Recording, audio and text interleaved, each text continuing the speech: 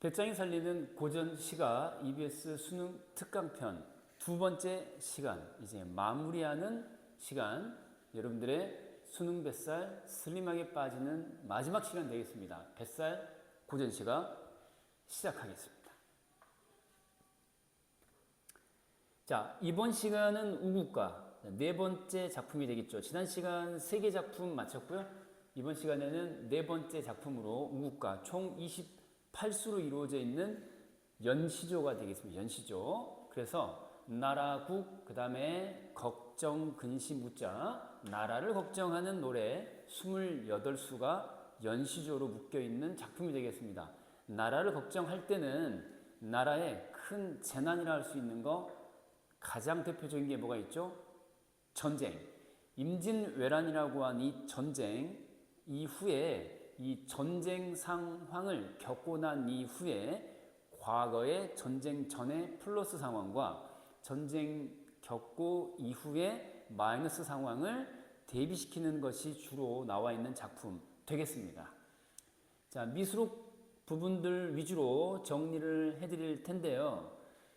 우국가는 전체적으로 28수가 하나, 둘, 3개 주제로 이루어져 있습니다. 방금 얘기했다시피 임진왜란이라고 하는 전쟁의 실상, 모든 것을 티끌이 되게 만들어버리는 전쟁의 실상, 그리고 이 와중에도 당쟁이라고 하는 파벌끼리 자기 당파의 이익을 위해서, 국가가 아니라 당파의 이익을 위해서 사분오열, 그쵸? 서로 헐뜯는 그런 현실에 대한 비판, 백성들을 위한 정치 아니고 자기 당파를 위한 정치 하는 현실에 대한 비판.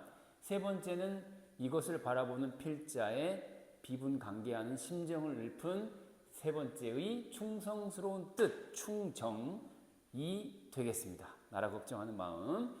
그러면 시험에 나올 만한 작품들 가운데 다시 시험에 연계될 만한 부분을 쏙쏙 골라서 수업해드리고 있습니다. 시험에 나올 작품 가운데 시험에 나올 부분, 연계될 부분을 콕 집어서 26수, 27, 28수 3개 수만 살펴볼 겁니다. 28수 가운데 3개 수만 볼 건데 기준은 뭡니까? 출제 가능성. 기준은 뭐라고요? 출제 가능성. 그래서 자 보시면 미수록 부분 EBS에 실려 있지 않습니다. 제목은 있는데 이런 내용은 처음 봐. 이럴 수 있어요. 자, 첫 번째 26수 갑니다. 자, 구드리라 라고 돼 있죠. 구드리라 앞에 면으로 시작했습니다. 여기도 마찬가지 면, 그 다음에 어느 집이 구드리요 라고 하면서 의문형으로 끝나고 있긴 한데 공통점 뭐냐? 면 공통점이다. 그래서 가정형 문장을 반복하고 있다라고 하는 거 하나 살펴볼 수 있습니다. 뭐라고요? 가정형 문장. 영어로 치면 if. 자, 가정형 문장을 반복 사용하고 있다. 이거 이제 눈에 띄고요. 첫 번째 초장으로 다시 돌아가시면은 나라가 굳으면 집주차 굳으리라 해서 나라가 우선이라고 하는 것을 강조하고 있는 것이겠죠.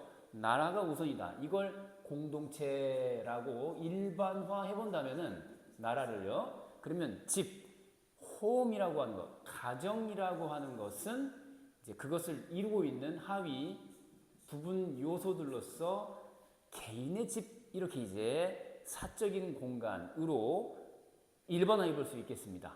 자, 그러니까 공동체가 우선이야, 개인이 우선이야?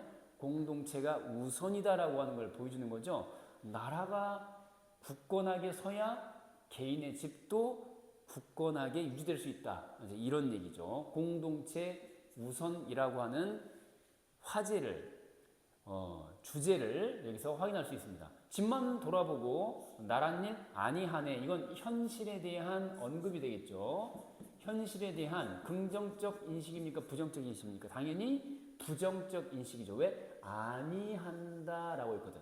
그러니까 공동체에 속하는 나라 일을 먼저 해야 함에도 불구하고 나랏일을 하지 않고 있다라고 얘기했죠. 대신에 뭐만 하고 있다? 사적인, 개인적인 자기 이익만 추구하고 있다라고 하는 현실에 대해서 예찬이야 비판이야? 비판하고 있다. 부정적 현실 인식, 부정적 현실 인식, 이때의 현실은 긍정 부정 부정적 현실이다라고 하는 거, 부정적 현실 인식을 드러내 준다. 그리고 거기에 대한 비판인 거죠. 이제 이거는 대체로 이 개인이라고 내가 일반화해 놓긴 했지만은 일종의 정치적 일파벌, 하나의 파벌, 붕당 하나하나를 가리키는 말로도 적용해도 가능하겠습니다. 자, 하다가 명당이 기울면 했는데 이 명당은 밑에 뜻풀이도 나와 있지만은 나라로 해석하셔야 됩니다. 명당이 기울어지면, 그랬어요. 기울어지면 이건 쇠퇴하면, 쇠락하면 어느 집이 굳으리요. 여기도 당연히 쇠퇴하게 된다. 이런 뜻이겠죠. 기울면 굳지 못할 것이다 라고 하는 뜻을 강조하는 서리적 표현이 되겠죠. 서리법 쓰고 있고요. 서리적 표현을 쓰고 있고, 자, 어느 집이 굳을 것이냐? 어떤 집도 굳지 못하게 될 것이다. 뭐라고요? 어떤 집도 굳지 못할 것이다. 이런 뜻이에요. 어떤 집도 굳지 못하고 허물어질 것이다. 네, 이런 뜻이 되겠죠. 자, 그래서 가정형 문장을 반복함으로써 시상을 강조한다. 이런 선지 하나 또 나올 수 있어요. 시상이 뭡니까? 시상이 뭐죠? 시에 담긴 시인의 생각, 주제가 뭐죠? 당쟁에 대한 비판. 이걸 당쟁 일파라고 적용한다면 당쟁에 대한 비판이라고 할 수 있겠죠. 그리고 현실에 대한 비판하는 것은 기본적으로 우국이 전제되어 있다라고 볼 수도 있으니까 우국의 정신을 강조한다라고 이 가정형 문장의 반복, 그렇죠? 나라 걱정 먼저 한다라고 하는 거를 우리가 확인할 수가 있죠. 저기서 이제 명당은 나라 쪽으로 연결되겠고요. 집은 집이고요. 이렇게. 자, 26수 현실 비판에 관한 26수였습니다. 27수 가볼게요. 세 편만 딱 봅니다. 시간이 촉박하기 때문에 이제 수능이 지금 시점으로 딱 2주 남았습니다.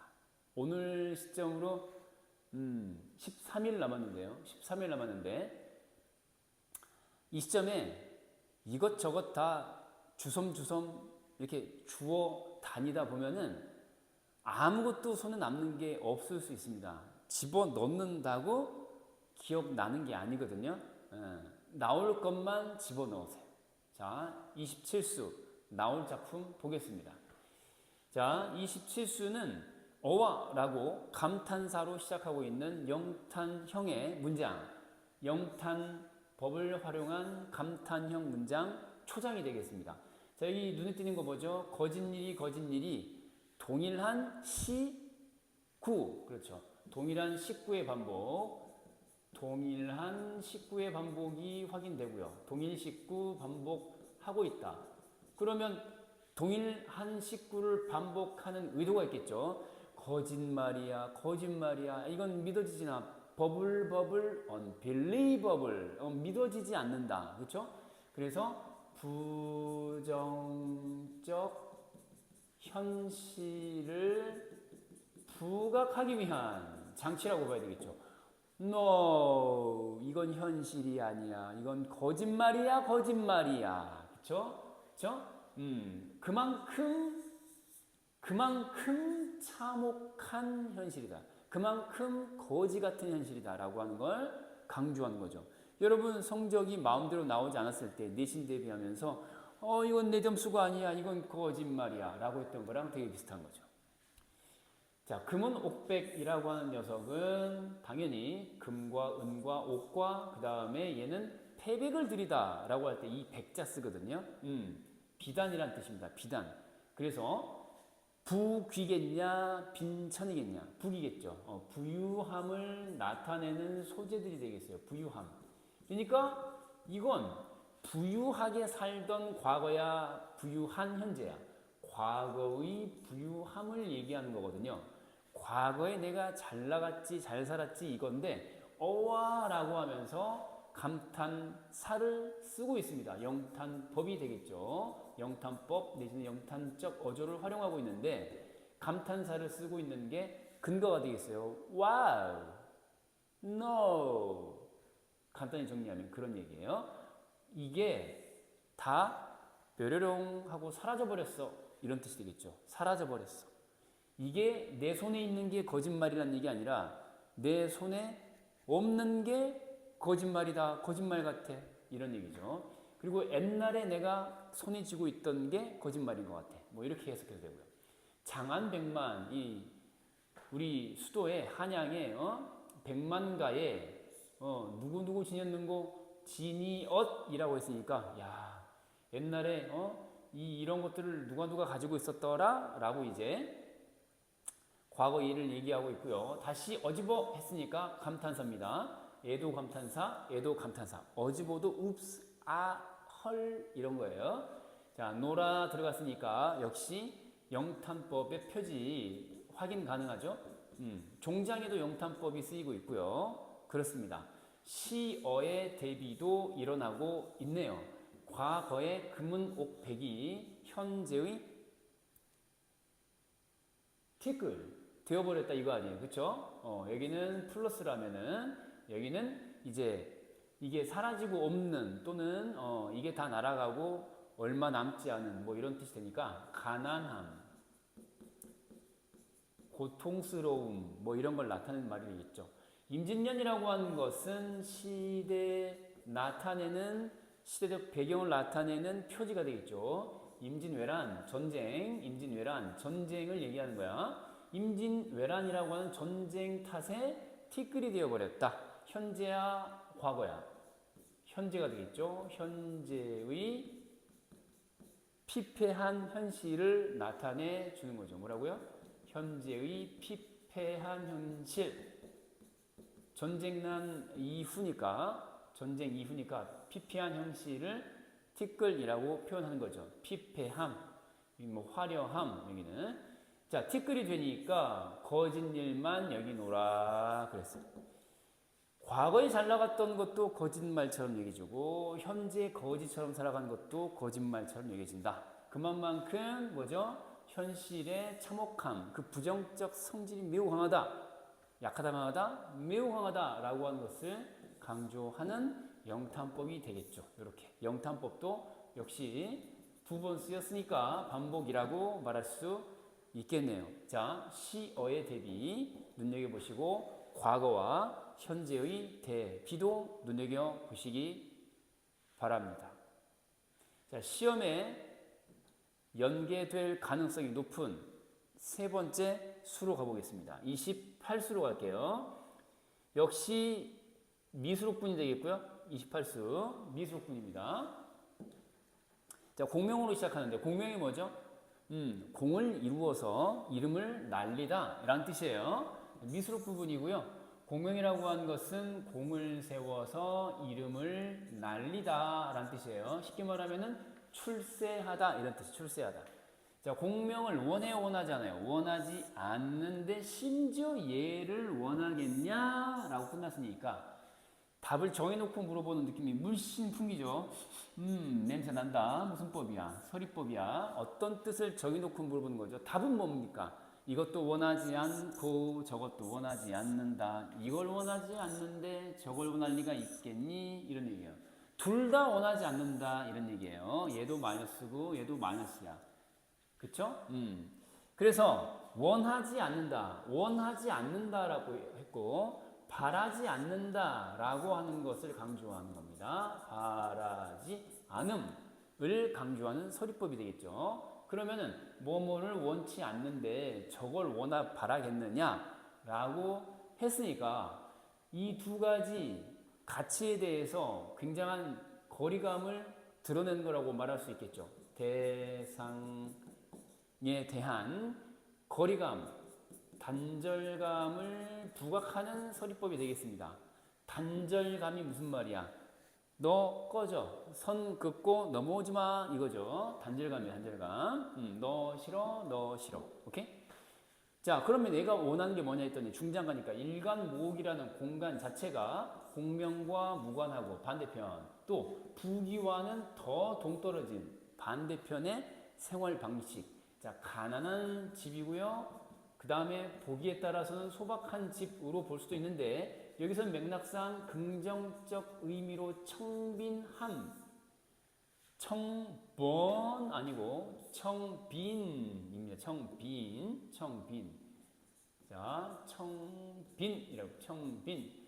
가난하지만 떳떳하고 착하게 사는 것. 이게 이제 청빈인데 공명, 부귀 반대편에 있는 그런 표현이 되겠습니다. 한 칸짜리의 띠플로 엮은 집, 초가집에서 고초히 앉아 그랬어요. 이 보니까 괴로이 그랬어요. 이게 왜 화자의 심리 상태는 괴로움이냐 했더니 이 나라 걱정 때문에 그렇다. 이거 나라 걱정 때문에. 나라가 도대체 어떤 상태이길래 했더니 아주 상처받을 만한 시대다 이거야. 이게 원인이야, 원인. 그래서 사회적 원인에 의해서 개인적 심리 상태가 결과지어지고 있죠. 이렇게. 자, 원인은 사회적 원인이고요. 결과는 개인적 심리인 것입니다. 심리 상태. 자, 그래서 우국이라고 하는 것은 나라 걱정이 되겠고요. 나라를 걱정하는 자, 마음인데 우국상시, 시대 상심한다 시대를. 이거 우리 선상탄에서 배운 적 있는데 선상탄에서 상신호루 기억나요 안 나요? 상신호루 시대를 아파하면서 가슴 아파하면서 늙은이가 흘리는 루루루 뭐였지? 눈물 상시 노루 있었죠? 그때 그 상시와 같은 거예요. 그래서 밤낮으로 나라 근심 시대 걱정으로 우국과 상시로서 못내 서로 하노라 그랬어요. 자, 노라 동그라미. 자, 노라 들어갔으니까 구나, 노라, 도다, 로다 중에 하나로 끝나고 있으니까 감탄형 종결음이 들어갔으니 영탄법이라고 또 하나 볼 수 있어야 되고요. 그렇죠?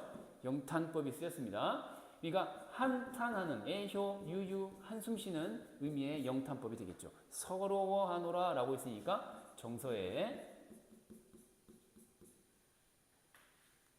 절제라고 해야겠니? 표출이라고 해야겠니? 표출이죠. 서럽다라고 했으니까 직접적으로 드러내고 있으니까 표출, 내재 아니고 표출이요.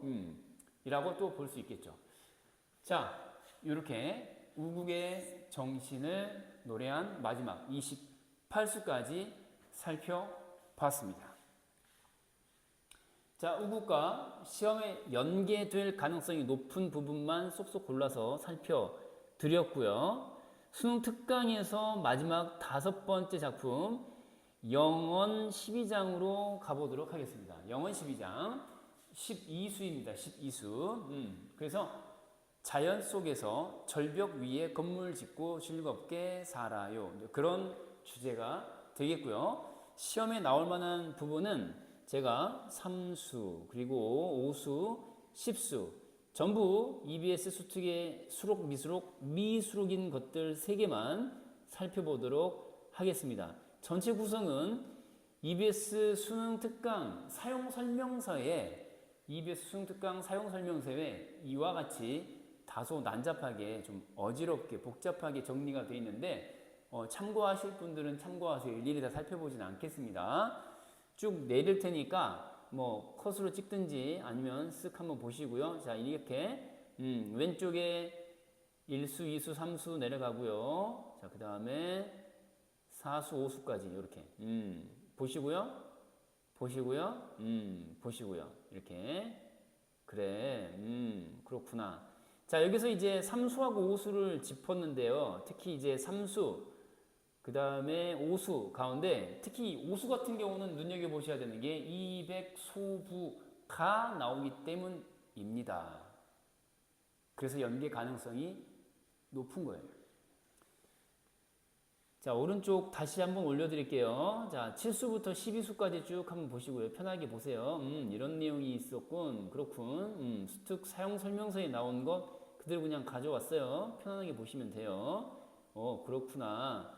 그리고 이제 마지막 10수, 의지를 노래한 10수, 11수, 12수까지, 그래. 자, 그러면 3수 보겠습니다. 삼수를 보시면은 이렇게 시작을 합니다. 어디 볼까요? 삼수. 자, 굽어난 그랬어요. 굽다.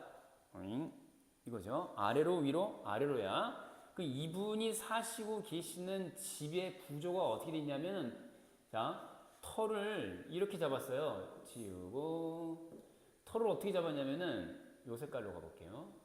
요렇게 절벽 위에 집을 짓고 살아갑니다. 여기 이제 강이 흐르고요. 이 강 위에 절벽 위에 집을 짓고 살아갑니다.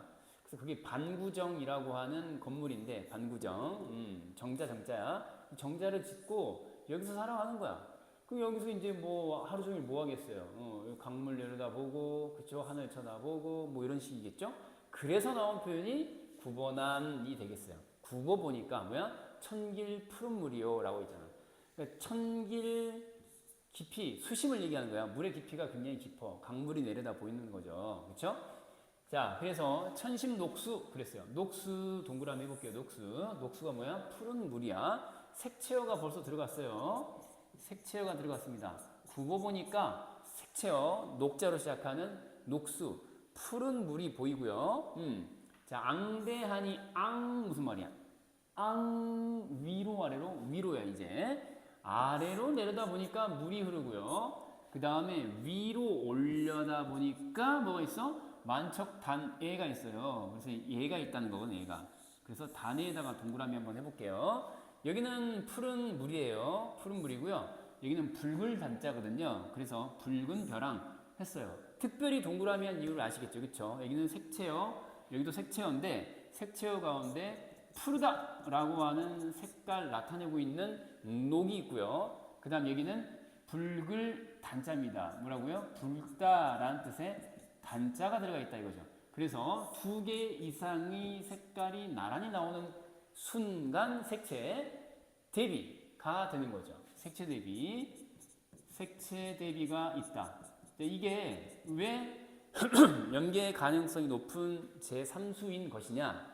색채 대비랄지 그 다음에 묘사의 탁월함이랄지 이게 좀 돋보이는 면이 있습니다. 표현이 그럴싸해. 그래서 눈여겨보시라는 얘기예요. 색채 대비가 있습니다.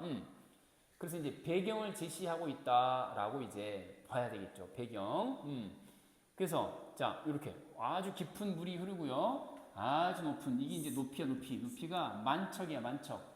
한 1척이 30cm니까 30cm 곱하기 만을 해보세요. 그래, 높다는 얘기야. 높은 벼랑에 말이야. 근데 이게 또 붉은색이야.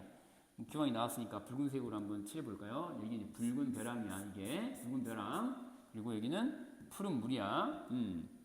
푸른 물. 어휴, 너 왜 이래? 자, 푸른 물이야. 푸른 물. 자, 요렇게. 오케이. 자, 이렇게. 자, 색채 대비. 자, 그리고 단해가 뭐라고요? 단해가 붉은 벼랑이야. 여기 붉은 벼랑에 홍화 발효라고 있어요. 여기는 붉은 꽃이 피어나다라는 얘기야. 홍화 그럼 붉은 홍꽃하니까 붉은 꽃이 피어난다. 자, 이런 얘기죠. 자, 그 다음에 녹수에 백구비라라고 있어요. 백구비 얘는 흰색입니다. 흰색이 나오려나 모르겠네. 백구비 나오네. 백구비 날아다녀. 백구비 이렇게. 자, 벼랑에는 꽃이 피고요. 그 다음에 푸른 강물에는 백구가 날아다닙니다. 백구가 개냐고? 아니죠. 백구는 뭡니까? 흰 갈매기예요. 갈매기입니다. 흰 갈매기. 자, 그래서 이것도 역시 마찬가지죠. 붉은색 단자에다가 붉은 홍자, 푸른 녹자, 그 다음에 흰 백자이기 때문에 전반적으로 색채어들이 자주 나오면서 색채 대비가 전반적으로 이루어지고 있다라는 거. 플러스일까요? 마이너스일까요? 이거 다 플러스죠. 플러스. 이게 화자가 살고 있는 건물 주변의 아름다운 풍경입니다. 홍화 발 백구비 하니 그랬어요. 홍화가 발하고 백구가 비하니 그랬어요. 비는 상승 이미지야 하강 이미지야? 상승 이미지 하나 챙겨 놓으시고 상승 이미지. 자, 그러면 이건 동적 이미지야, 정적 이미지야? 상승 이미지면서 동적 이미지의 비입니다. 비, 날다 라는 뜻이니까 위로 아래로, 위로 상승, 날다 동적 이미지. 하는 게 왜 하노라 그랬어요. 내가 한가한 상황에서 느껴지는 흥취가 겁나 많아. 그렇게 마무리하고 있습니다. 삼수의 핵심 키워드는 한흥이 되겠죠. 한흥. 그래서 여기 등장하는 모든 자연물들은 플러스야 마이너스야? 플러스가 되는 것이고요. 플러스인 자연물에 둘러싸여 있는 나는 만족이야 불만족이야? 만족스럽다 이런 얘기예요. 만족스럽다, 즐겁다, 흥이 넘쳐요 이런 뜻이죠. 그래서 노라를 쓰고 있기 때문에 영탄적 어조를 통하여 영탄법을 통해서 영탄법을 통해서 드러내고 있다까지 살펴보시면 좋을 것 같습니다. 끝났습니다. 자, 이제 결정적인 오수로 가볼게요. 자, 오수 역시 미수록 부분인데요. 200이랑 소부가 나오기 때문에 출제 가능성이 높다라고 제가 감히 얘기를 해드리는 거예요. 200이 누구냐? 달아 빨간 달아. 그렇죠. 그 이태백 있잖아요. 그 이태백이 바로 200이고 200 이태백이에요. 자, 그래서 200 그리고 이쪽에 소부 둘의 공통점 뭐죠? 쫑꼴렁 한꼴렁 쫑꼴렁. 그렇죠. 중국 사람들입니다. 중국 고사 속 인물이다. 중국 고사 속 인물을 인용하고 있다 이거야. 중국 고사 속 인물을 인용하는 의도가 있겠죠. 200은 영시, 시를 읊으면서, 읊을 영자야. 시를 읊으면서 그랬거든요. 어디에서? 여산이라는 공간에서 여산에서 시를 읊었어요. 그러면은 소부는 뭔데? 소부는 세이, 그래서 귀를 씻다라는 얘기야. 세이, 세족, 그럼 뭐지? 발을 씻다. 세족.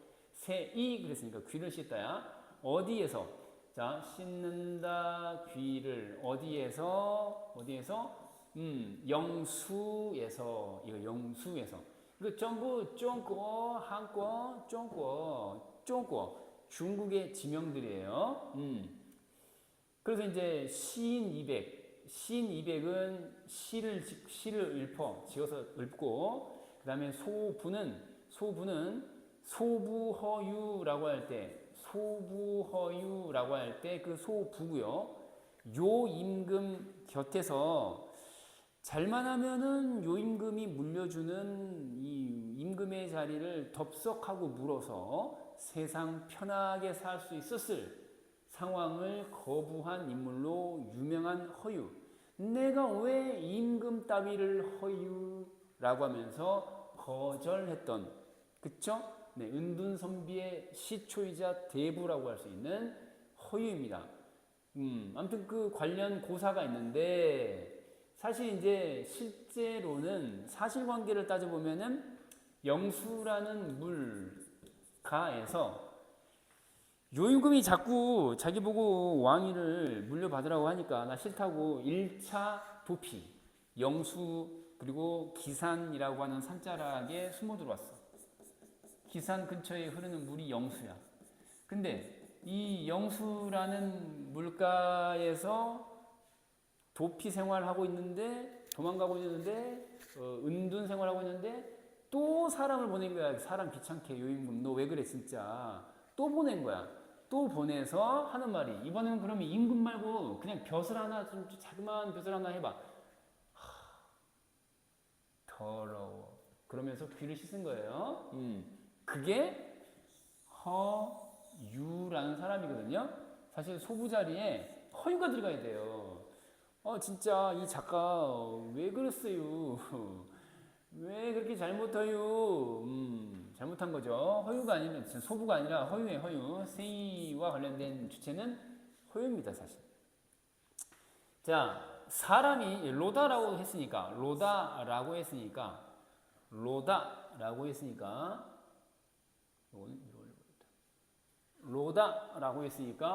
뭡니까 이거? 그렇죠. 영탄법이죠, 영탄법. 예, 긍정적으로 생각하는 사람이야, 부정적으로 생각하는 사람들이야. 이 점꼴런 플러스, 점꼴런 플러스. 그 사람이 고금인들 지취야 다를소냐 다를러냐 그랬거든. 냐로 끝났으니까 니까냐 꼬리오랴 가 가운데 냐야. 의문형 종교로미가 쓰였고요. 서리법이라고 할 수 있겠죠. 답정해 놓고 설명하는 의문문. 지취 그랬는데 지취는 자 여기 의지와 취향이라고 이제 해석되는 지취입니다. 그러니까 마음속에 품은 뜻, 뭐 포부, 마음속에 품은 뜻, 포부 이런 게 다르겠냐라는 거니까 같다야 다르다야, 같다야 다르다야, 같다라고 얘기하는 거죠. 그러면은 화자와 유사한가야 대비되는 거야. 화자와 유사한 인물들을 대거 동원하면서 화자가 지닌 내면적 가치, 정신적 가치를 강조하는 것이 되겠죠. 이 지취, 화자의 지취를 강조하는 거죠. 고금할 때 고에 해당하는 게 누구야? 200이고 소부가 되겠죠. 그러니까 이제 공통점 뭐냐? 200은 이 자연 공간에서 아름다운 자연을 벗하면서 이렇게 시를 읊어대는 시인이고 여기는 은둔거사고 자연을 노래하는 한편 자연 속에 숨어 지내는 이 두 가지 모두 그 뜻을 내가 다 품고 있다 이런 뜻이 되겠죠. 자, 우리도 그랬거든요. 화자가 포함된 우리죠. 자, 영수, 여산 그래서 영수의 소부, 그 다음에 여산의 200이죠. 자, 한 물이 되오리라 그랬어. 리라 그랬어요. 의지 또는 뭐 소망의 리라가 되겠죠. 한 물이 같은 편, 같은 그룹이 되겠다라고 하는 거니까 지향의 뜻을 드러낸다라고 말할 수 있겠죠. 자, 이런 정도로 정리할 수 있겠습니다. 자, 마지막 이제 십수로 가볼게요. 자, 십수 가겠습니다. 역시 미수록 부분인 건 마찬가지고요. 미수록 부분. 십수 볼게요. 자, 심선아, 마음속에 생각하는 것 또는 마음속의 사건 혹은 마음 자체. 마음은 청천백일 이고 그 말이죠. 마음은 청천백일이고 밝아요 어두워요? 청천백일이니까 푸른 하늘에 뜬 밝은 해 이런 뜻으로 해석할 수도 있고 대낮이라고 해석할 수도 있고 자 맑은 하늘에 뜬 해라고 할 수도 있고 대낮 푸른 하늘에 대낮이라고 해석할 수도 있어요. 둘 다 가능해요 이거. 자 그러니까 내 마음이 밝아 맑고 밝아. 그리고 생애는 그랬어. 내 생애는 내 인생은 말이야. My life is like 밝은 달, 그렇죠? 명월, 밝은 달. 그리고 푸르냐 맑으냐? 맑은 바람. 자, 밝은 달과 맑은 바람. 밝은 달과 맑은 바람과 같다. 내 인생 달과 같고 내 인생 바람 같다. 긍정적인 표현들입니다. 전부 플러스고 플러스요. 그렇죠? 그게 이제 전부 비유법이 쓰였다라고 봐야 되겠죠. 비유한 거고 비유한 거죠. A는 B이다. A는 B이다. 이렇게. 자, 뭐는 뭐고 뭐는 뭐다. 대꾸법인지 알아보시겠어요? 그렇죠. 초장은 대꾸법이 쓰였습니다. 그죠? 자, 입 정위하고 정위에 서고 그 다음에 대도를 행한다 이런 뜻이죠. 바른 위치에 서고 큰 도를 행한다. 그쵸? 그럼 긍정적으로 생각하는 또는 바람직하게 생각하는 삶, 바람직한 삶의 방식이 가치로서 제시되어 있다고 봐야 되겠죠. 이게 바로 화자가 추구하는 바람직한, 실제로 이행하고 있는 바람직한 삶의 방식이 되겠죠. 그러니까 바른 위치에 선다는 얘기는 가지 말아야 할 이상한 곳에 가지 않는다 그런 의미도 있겠고, 그죠? 그다음 이제 큰 도를 행한다라는 얘기는 그쵸. 그 대의를 위해서 일한다거나, 뭐, 명분을 위해서 일한다거나, 뭐, 이런 게 되겠는데, 그 안이 대장부인가? 라고 해서, 그 안이 뭐뭐인가? 라고 했으니까, 단순 의문문은 아니겠죠. 답정해놨다야. 그치? 설명한다야. 근데 의문문이다. 서리법이 되겠네요. 그쵸? 강조한 뜻은 뭐야? 그 안이 대장부인가? 대단한 대장부다. 대장부야, 대장부가 아니야? 대장부 인정. 대장부다 라는 뜻이에요. 대장부다. 이 밖에 이가 가리키는 게 뭐죠? 여기 있는 입정위 행대도가 되겠죠. 입정위 행대도 이것 이외에 밖에 부귀빈천 위무인들 이 마음 요동하랴 그랬어. 이 보면 부유함과 귀함, 예, 돈 많고 그다음에 출세하는 거, 빈천 이제 대비되는 가치죠. 지워버릴까요? 요거 다 썼을 테니까 지우고 자 갑니다. 자 얘는 부귀빈천 했는데 부귀랑 빈천이랑 그쵸? 그 다음에 위무도 있어요. 그래서 해석하면은 부귀와 빈천 잘 살고 못 사는 거, 그 다음에 위세와 무력인들 이 마음이 흔들리겠느냐 이런 것들을 나한테 갖다 준다고 해가지고 내가 흔들릴 것 같아? 니까냐 꾸리오랴 가 가운데 랴로 끝났으니까 의문형 종결음인데 그 중에 답정해놓고 설명하는 의문문 서리법이 되겠죠. 그쵸? 자, 요동하겠냐? 흔들요 움직일 동자야. 흔들리겠냐? 이런 뜻이니까. 흔들리지 않을 걸, 흔들리지 않는다. 이러니 흔들리지 않는다. 흔들리지 않는다가 되는 거예요. 흔들리지 않는다. 흔들리지 않는다. 라고 하는 뭘 강조해? 의지를 강조한다. 나 절대 흔들리는 사람 아니야. 이게 무슨 말이냐면은 너를 부유하고 귀하게 만들어줄게 라는 제안을 받아. 꺼져. 흔들리지 않아. 야, 너 내 말 안 들으면은 졸라 가난하게 그냥 확 거지처럼 만들어버릴 거야. 그래도 흔들리지 않아. 뭐 이런 얘기야. 또 힘센 놈이 와가지고 너 나한테 한 대 맞아볼래? 아 흔들리지 않아. 또 권력을 쥔 놈이 와가지고 너 내 말 안 들으면 감옥에 쳐넣어버린다. 죄 없어도 흔들리지 않아. 이런 얘기예요. 자, 그래서 이렇게 나를 일종의 뭐 회유체계 부귀, 그죠? 빈천 위무 같은 경우는 이제 위협, 회유나 위협, 협박 따위가 나한테 통해도 안 통해? 안 통해. 이런 얘기죠. 이렇게 해서 이제 화자의 강력한 의지를 표명하는 이제 십수가 되겠습니다. 됐습니까? 네. 그래서 이제 특히 이제 보면 이분은 아주 그 청빈한 삶을 살면서도 명분에 충실한 삶을 살겠다. 특히 뭐야? 이 도라고 하는 윤리적 가치를 반영한 덕목이잖아요. 도를 추구하며 살겠다. 자, 이게 이렇게 10수까지 마무리가 됐습니다. 자, 지금까지 여러분들과 함께 수능 특강에 실려있는 고전 시가 가운데 수능에 연계되는 고전 시가 가운데에서 수능 특강 중 5편만 엄선하여 다시 그 중에서도 시험 당일 시험지에 오를 만한 대목을 고르고 골라서 선별한 주요 핵심 연계 예상 구절들을 함께 살펴봤고요. 다음 시간에 이제 수능 완성으로 넘어가는데 수능 완성 뱃살 EBS 수능 완성편 넘어가는데 그때는 이제 서너 편 정도로 압축해서 볼 겁니다. 자, 그 전에 대수능 32개년 기출 가운데서 이쪽 맨 오른편의 고전시가의 기출 목록들을 한번 보시면은 미리 제가 흥미로운 사실을 하나 알려드리도록 하겠습니다. 한 번 시험에 나오면 절대 안 나오는 걸 거야. 한 번 수능에 출제된 적이 있으면 다시 출제되는 법은 없어. 라고 오해들을 하는 경우가 있는데 절대 그렇지 않습니다. 그 빈틈을 노렸던 해가 바로 몇 년이냐면 19학년도에 한 번 나온 적이 있는 일동자유가 일본 사신단 일행으로 갔었던 김인겸 선생의 기록입니다. 그런데 5년 뒤에 떡하니 다시 출제된 것을 볼 수 있습니다. 5년 뒤에 말이죠. 네. 그래서 보시면 여기 2019학년도 대수능, 여기 2024학년도 대수능 5년 만에 다시 등장한 거야. I'll be back. 진짜 돌아왔습니다. 네. 이럴 수 있다는 거죠.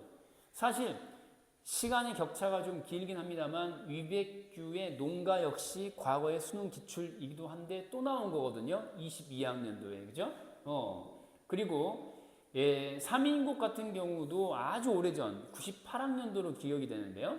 아주 오래전 기출입니다. 근데 세월의 텀을 두고 21학년도에 한 번 더 나와서 이 얘기를 왜 하느냐. 다음 시간에 수능 완성, 배짱이 살리는 EBS 수능 완성 고정 시가편 마무리할 텐데 그때 비가라는 작품을 포함해서 강의할 거거든요. 뭐라고요? 비가도 화면에서 보시다시피 비가도 이렇게 2000 몇 학년도 18학년도에 출제된 바가 있는 작품이거든요. 비가 2018학년도. 근데 올해 이 수능 완성이 실려 있단 말이지. 그러면은 지금 몇 학년도가 몇 년이 텀이 있냐면 7년, 8년, 올해 나온다면 8년이야. 8년 만에 다시 나올 가능성도 없지 않아 있는 거고요. 오케이? 그래서 비가 작품 역시 포함해서 비가라는 작품 포함해서 3편 정도로 마무리를 해볼까 생각 중입니다. 4편이 되지 않을까 생각하는데요. 수능 완성 4편. 지금 비가 포함하면 4편이 될 것 같아요. 그래서 다음 시간 수능 완성 배짱이 살리는 고전 시가 EBS 수능 완성편 비가를 포함한 4편을 가지고 여러분들과 다시 한번 만나 뵙도록 하겠습니다. 여러분들 마음속에 붉은 벼랑을 높이 세우시고 붉은 벼랑 아래에서 푸르른 내년 대학 입학 이후에 아름다운 미래를 상상하시면서 강물처럼 푸른 미래의 대학 생활을 상상하시면서 그러나 붉은 벼랑을 높이 세우면서 그 위에 제가 강의한 뱃살 고전 시가를 튼튼한 집으로 지어 드리도록 하겠습니다. 어서 오십시오.